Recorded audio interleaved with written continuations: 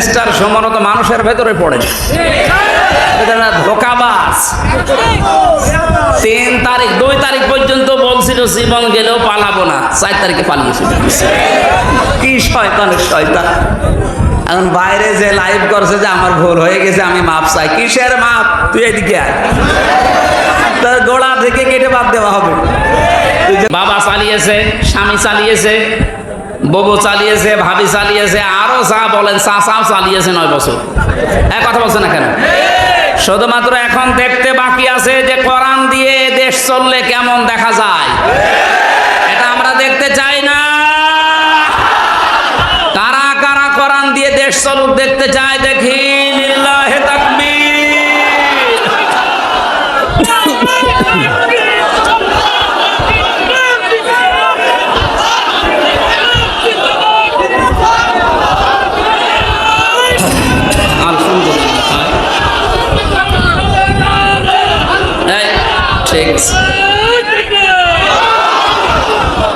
হাত তুলেছেন আল্লাহর জন্য তো নাকি লোক দেখানোর জন্য? এটা যেন আল্লাহর জন্য হয়। সামনে সময় আসলে আপনি এই হাতটা দেখাবেন যে আমি হাত তুলেছিলাম, কোরআন যেন কায়েম হয়। কোরআন তো ফেরেশতারা এসে কায়েম করে দিয়ে যাবে। বলেন, অন্যান্য ধর্মের যারা আছেন অনেকে ভয় পান যে আমাদের কি হবে। কি হবে মানে আপনারা আরো আরামে থাকবেন। যে জুলুমের শিকার হয়েছিলেন, জালেমরা মন্দির ভেঙে দোষ দেয় মুসলমানদের। সুতরাং এইটা আর হবে না যদি এইটা থাকে। আল্লাহ বলেন কোন হিন্দুর দেবতাকে পর্যন্ত গালি দিবা না। যেখানে দেবতাকে গালি দেওয়া নিষেধ সেখানে মন্দির ভাঙা জায়েজ হবে? এটা আপনি কায়েম করতে দেন এই দেশে। আপনি অন্য ধর্মের তাই কি আপনি এটার পক্ষে আসেন, আপনিও নিরাপদে থাকবেন ইনশাআল্লাহ। ডাক্তার শফিকুর রহমান আজকে ঘোষণা দিয়েছে, কোরআনে কারিম যদি সত্যি এই দেশে কায়েম হয়, মেয়েরা যে উল্টাপাল্টা ধারণা করে ধারণা একটাও থাকবে না, সবচাইতে বড় নিরাপদে থাকবে তারা। মেয়েদের কোনো গ্যারান্টি পাওয়া যাচ্ছে না, নিরাপদে থাকবেন আপনারা।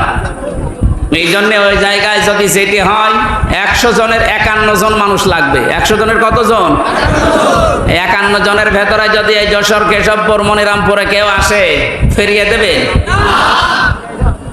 অবশ্যই আপনাকে চেষ্টা করা লাগবে। আপনি এইটার পক্ষে আছেন, কারণ এইটা যদি ওখানে যায় আপনি নিরাপদে থাকবেন মায়ের কোলে শিশুর মতো। আল্লামা দেলাওয়ার হোসেন সাইদি রহমতুল্লাহ আলাইহি ওনার এলাকায় যখন তাফসির মাহফিলে যেতাম পিরোজপুরে, হিন্দুরা পর্যন্ত, আমি তো যেতাম ওই সময় বাসে অথবা এ করিমন নসিমন, এই সময় গাড়ি তো ছিল না। ওই সময় যে রিকশায় উঠতাম, ভ্যানে উঠতাম, হিন্দুরে জিজ্ঞাসা করলে বলতো আমরা আসি এই মাওলানা থাকাকালীন মায়ের কোলে যেমন শিশু থাকে ঠিক ওইরকম আছে।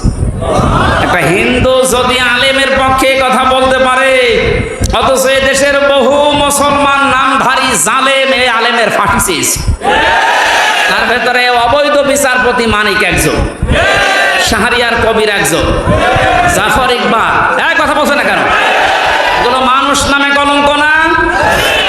আজকে এই শয়তানদের নামে দেখলাম কে যেন মামলা দিয়েছে। একটা দিলে হবে না, এদের নামে 1000 করে মামলা দেওয়া লাগবে। বহু শয়তানি করেছে 17 বছর। অ্যারেস্টার সমরত মানুষের ভেতরে পড়ে, ধোকাবাজ।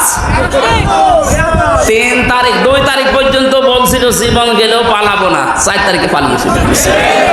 কি শয়তানের শয়তান। এখন বাইরে যে লাইভ করছে যে আমার ভুল হয়ে গেছে, আমি মাপ চাই। কিসের মাপ? তুই এদিকে আয়, তার গোড়া থেকে কেটে বাদ দেওয়া হবে। তুই যে কত বড় শয়তান। সম্মানিত ভাইরা, এই জন্য আল্লাহ যার তার তা যেহেতু কিনতে চাচ্ছেন না, আমাদের আগে মুমিন হওয়া লাগবে। কি হওয়া লাগবে বলেন তো? নবীজিকে প্রশ্ন করা হয়েছে, হে নবী, মুমিন আমি বসবো কি করে?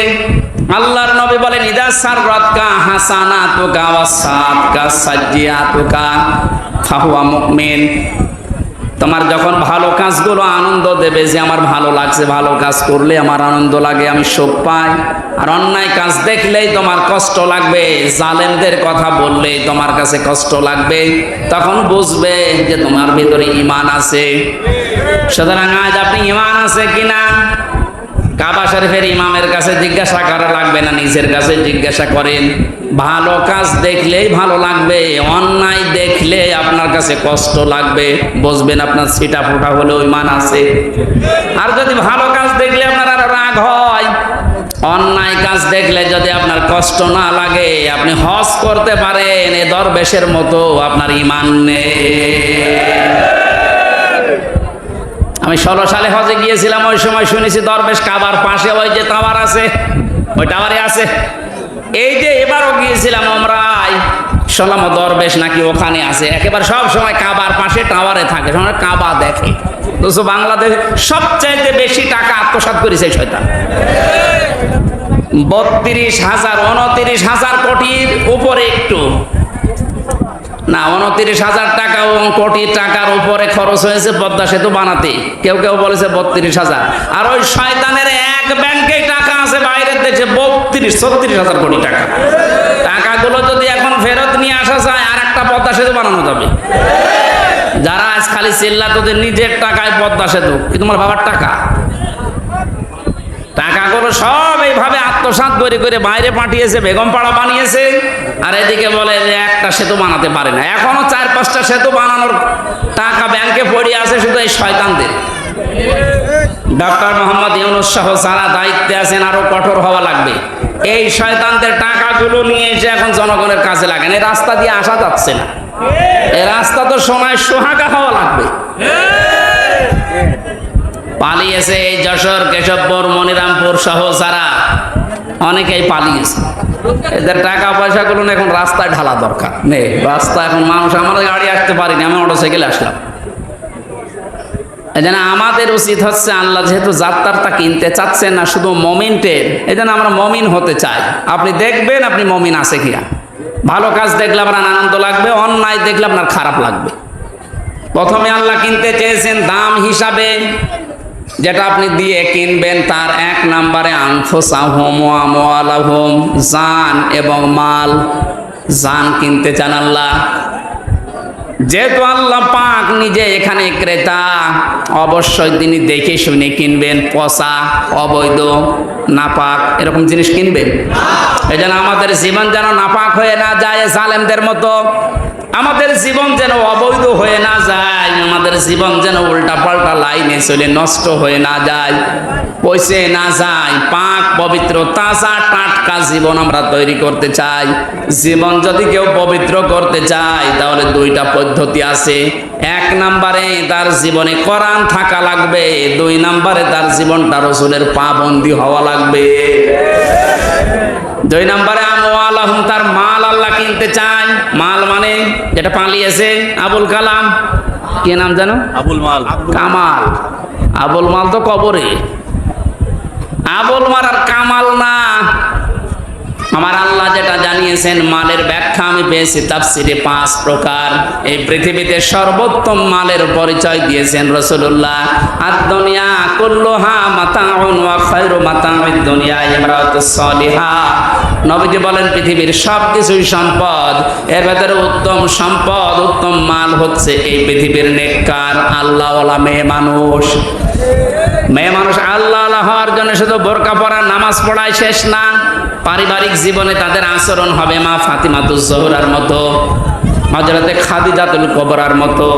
6 জন নারীর জীবনী নিয়ে একটা বই লিখেছিলাম জেলখানায় থাকতে, যে আপনাদের আদর্শ হওয়া লাগবে যদি উত্তম নারী হতে চান, নবীজির ভাষায় যেটা উত্তম সম্পদ, তাহলে এই 6 জন নারীকে অনুসরণ করা লাগবে। মা বোনেরা যারা এসেছেন, পারিবারিক জীবনের আজ হাজারো অশান্তির মূল কারণ মেয়েদের ছোট মনের কারণে। এরা মনটা যদি একটু উদার করে, পারিবারিক জীবনটা আমাদের একজনের জান্নাত হয়ে যাবে। এবং যারা দায়িত্ব পালন করে পুরুষেরা, তাদের সাপোর্ট পাওয়ার জন্য মেয়েদের ভূমিকা পারিবারিক জীবনে অনেক বেশি। আল্লাহ ফাতিমাতুজ জোহরার মতো সাহায্য করার তৌফিক দিন। সম্মানিত ভাইরা, আমরা আয়াতটা শেষ করে যাব ইনশাআল্লাহ। যারা দাঁড়িয়ে আছেন এরা কারা? অনেকক্ষণ সময় আসলে মাওলানা রবিউল কথা বলেছে। এই কয়েকদিনের আয়োজনে মাত্র এই অনুষ্ঠান সাজিয়েছে যুবকরা। এই এলাকা দেখছি, যা আসলাম দেখলাম গরিব এলাকা। আপনাদের একটা টাকা হলেও যেন কোরআন প্রচারে থাকে, তাহলে এই টাকার হিসাব আল্লাহর কাছে আর দেওয়া লাগবে না। এই জন্য আপনাদের সাহায্য যেহেতু চাচ্ছে, আপনাদের উচিত 2টা 5টা টাকা এখানে দেওয়া।